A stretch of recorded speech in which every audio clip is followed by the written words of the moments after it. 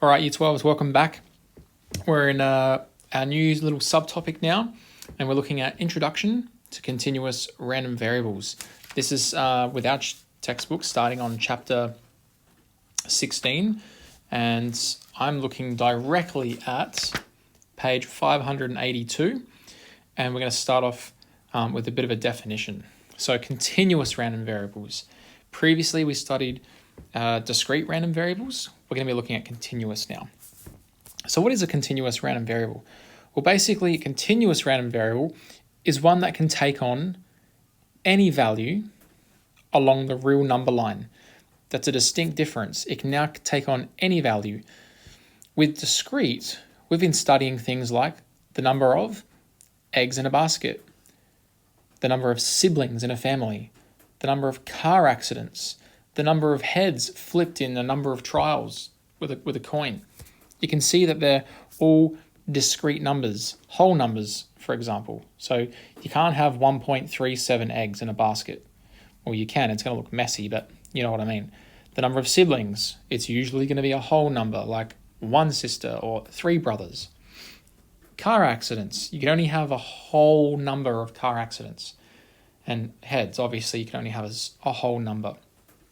Whereas continuous, we can have any value. The height of a person, when you go to measure the height of a person, could be any value along the real number line. The time taken to complete a task could be any number of seconds or hours or years. Distance traveled in a specific time period. So within 10 seconds, how far can you travel, right? This is continuous. It's not counting the number of eggs or the number of siblings, right? So we refer to continuous random variables as variables that you measure, and discrete variables as variables that you count. I hope you can see that. We are counting the eggs in a basket, counting the siblings in a family, and counting the number of car accidents, whereas we are measuring the height of a person. We're measuring the time taken to complete a task. We're measuring the distance traveled in a specific time period. So that's the big difference. And that has real large implications for how we study continuous random variables as opposed to discrete. So let's take a look at this particular graph here. We've got a histogram, and histograms are essentially the type of graph that we're going to be using as our study or as our visual study of continuous random variables. They're like the graph of the continuous random variables. Here's a basic one here. We'll just read it first. So let T represent the time in seconds that it takes a student to complete a particular puzzle.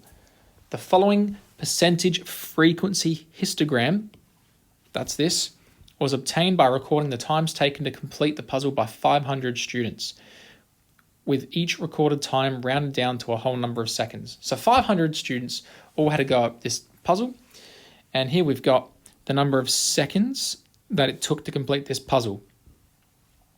So rounding off to the nearest second, the quickest time looks like 14 seconds, and the slowest time was 31 seconds. Okay, and you can see by looking at the y-axis, it's the percentage, right? The height of these bars, the height represents the percentage of those 500 students that were in that time interval, right? So having a look, roughly 1.5% completed in 14 seconds, right? So let's go ahead and try and answer the first question. Use this histogram to estimate the probability that T, which is the time in seconds to complete the puzzle, is equal to or greater than 19 and less than 22. So basically we just go to the values of 19, 20,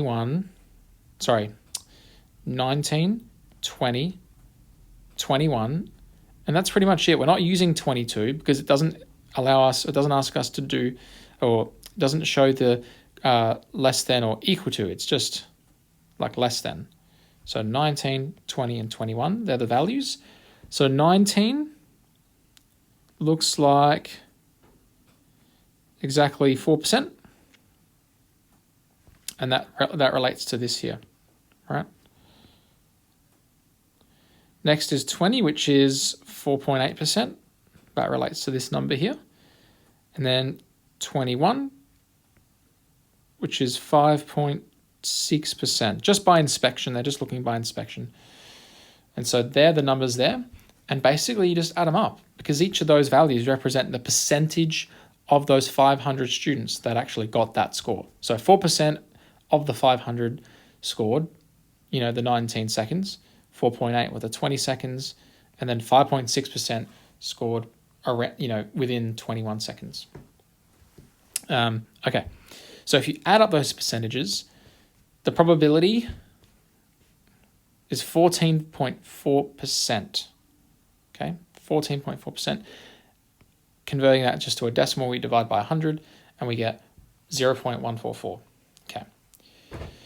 So what question did we ask? We asked, use the histogram to estimate the probability of the students having reached or completed the puzzle within 19 seconds up to 22 seconds. Okay. All right. Just a little caveat. It's this here. If you go ahead and total the percentage for all of our values, you add all these numbers up, you'll get 100%. Okay. And that's one of the rules when we're looking at continuous random variables and their relative probability density functions, is that they'll always add up to 0, right? The probabilities of all of the events will always add to 1. Sorry, I think I said 0, but they should add to 1 or 100%. Okay. So let's now, I'm going to make some rules here. I think I'm going to make some notes. So I'll just make a title note. So I'll write key ideas. Key ideas with continuous random variables. Just use the acronym there. All right, get set up for that. Okay. Point number 1. Oh, I'm using AutoShape, aren't I? The function f, whose graph models the histogram,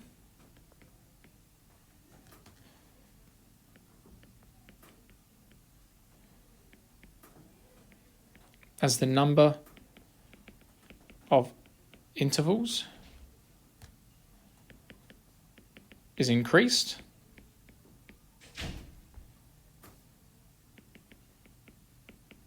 is called the, and we'll change the color for this. This is a keyword, key term, probability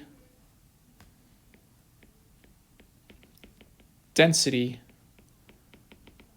function.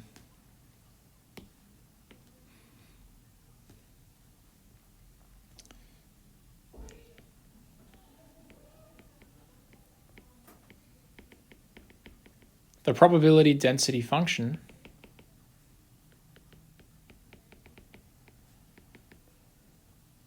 is used to describe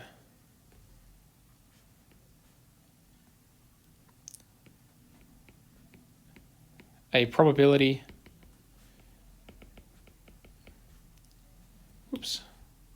distribution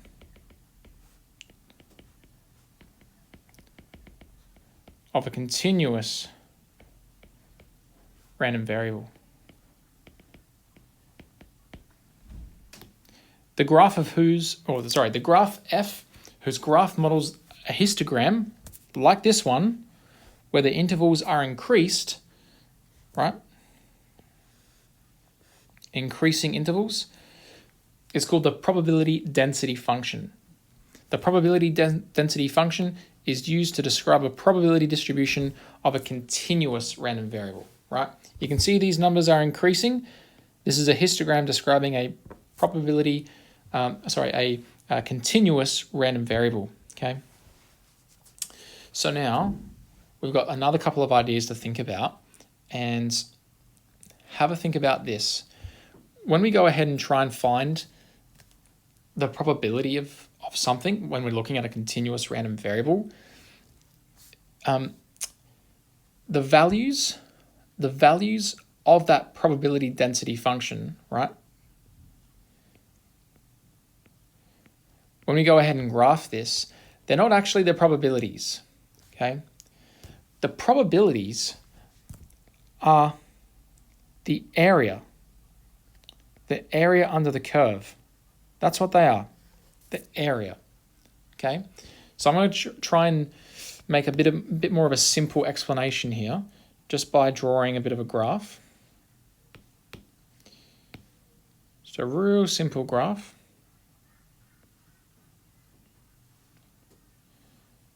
All right, this can be some function f of x, and this is x. We've got some line here. Go with red. Like this. If we want to know the probability, right, of this event happening, let's say we're looking at time, right? Let's say, 2 seconds and 3 seconds, all right? What we're basically asking is, what's the probability of this event happening in between these two time periods? So what I would do is actually find the area under that curve in between those two time periods. And that would give me the probability of this event happening in between there. So we're not actually just, measuring the values here. We're actually measuring the area under the curve, okay? So here's a rule. We have a rule for this, okay? The probability that our random variable, our continuous random variable, being in between some number is equal to the integral, right? A definite integral of said function with respect to x. So basically we integrate, right? So this is our b value here, and this is our a value. We basically integrate the function that we've been given, right? The function describes this curve, and then we integrate with these values 2 and 3, and that gives us our probability. It's kind of cool. So that's how we do it. Now, just keep in mind, there are a couple of little rules to think of just before we go. Number 1, all right,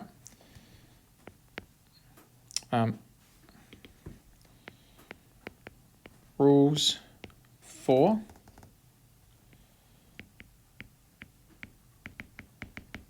probability density functions. Number 1, f of x must be larger or equal to 0 for all values of x.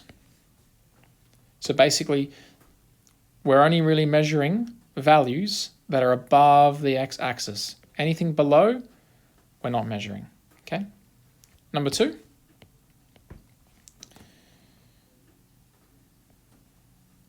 if we go ahead and integrate our said function between negative infinity and infinity, with respect to x, of course, we will always get a value of 1. This is basically saying that if we just go ahead and let's say this function ends here and this function ends here, they just end here and end here. If we went and integrated from that value to that value, we are finding the probability of every single event that's possible within this function.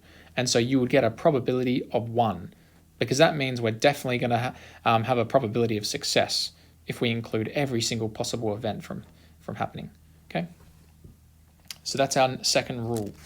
And with these rules in mind, in our next video, we're going to take a look at an example. So let's just recap.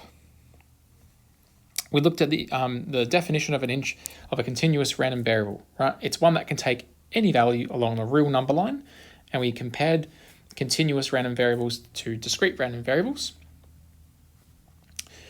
We established the idea that for a continuous random variable, the graph or the visual representation of a continuous random variable is a probability density function.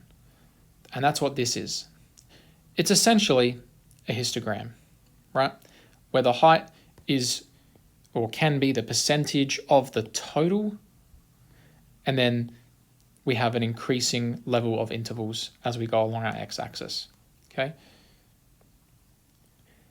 Some other rules for us to work with as we continue our learning is that the probability of our continuous random variable can be calculated by integrating in between two values.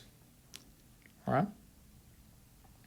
And that there are some rules for this probability density function to be a probability density function, and that this: our values of f of x, so our y-axis values, must all be greater than 0, so above the x-axis, and that if you integrated for the entirety of this function all the way to the very end, you would get a probability of 1.